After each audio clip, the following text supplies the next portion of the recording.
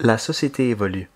Depuis l'industrialisation, la population de presque chaque pays quitte la campagne pour s'installer en ville.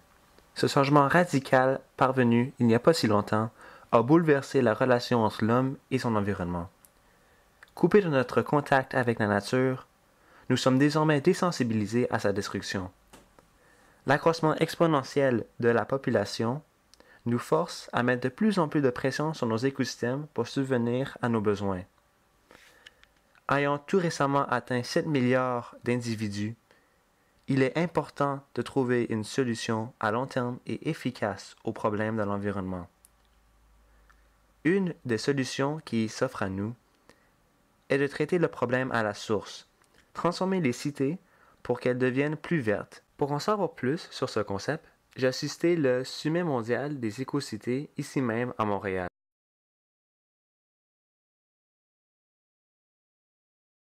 J'ai discuté avec Stéphane Lehman, qui est professeur de Sustainable Design en Australie à l'Université de South Australia. How did you get involved into eco-cities and eco-villages?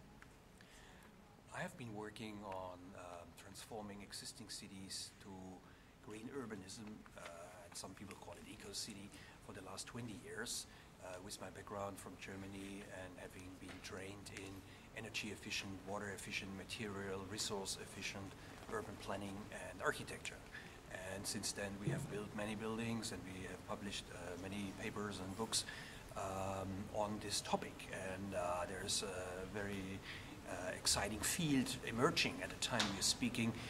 The interesting thing about EcoCity is that we are still about to find out about many things, what it's all about and how it will influence. One thing is clear, we have to transform the way we live and the way we design, build and operate and recycle buildings and districts. So what is the biggest challenge in building an eco-city and its architecture?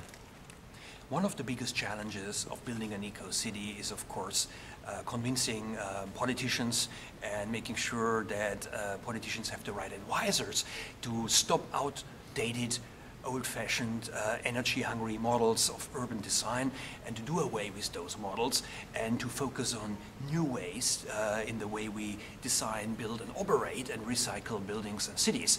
And this is very difficult because we have all kinds of hurdles. Politicians are sometimes not well informed, they have the wrong advisors and they like to repeat the old models. Now we have to transform this and we have to create an awareness and to an understanding. And you also create new knowledge about how to do this and how to transform the city. Is making an eco-village essentially a government decision, or does the people have any say in it? Well, legislation and policy is very important. Of course, the actual development is done by the private sector, by developers. But because of the legal framework of master planning and of building codes and of approval for development, the legal policy side is extremely important and cannot be underestimated. Last question. Can an eco-city rely solely upon its infrastructure, or does the citizens inside it have to, change their habits and have an eco-friendly role? Well, the citizens are, of course, the main thing. That's why we do it. Everything is about it's about living a healthy life, sustainability and livability, and it's not about the technological quick fix to implement technologies. Technological innovation is fine, but what we need is social innovation and community participation, and to build strong communities for a more fair and more just world where everybody can have a happy and healthy life.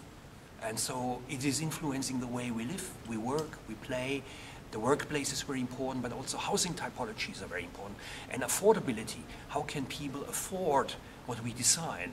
We come up with all those kind of pies in the sky sometimes, and if they are not affordable, and nobody's gonna pay for them or they have no payback possibility, then they won't happen.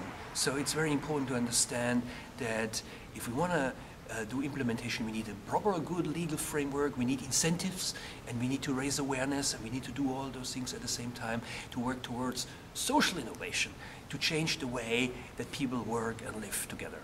Est-ce la voie du futur? Le redéveloppement urbain pourrait bien remédier à des problèmes locaux ainsi qu'international.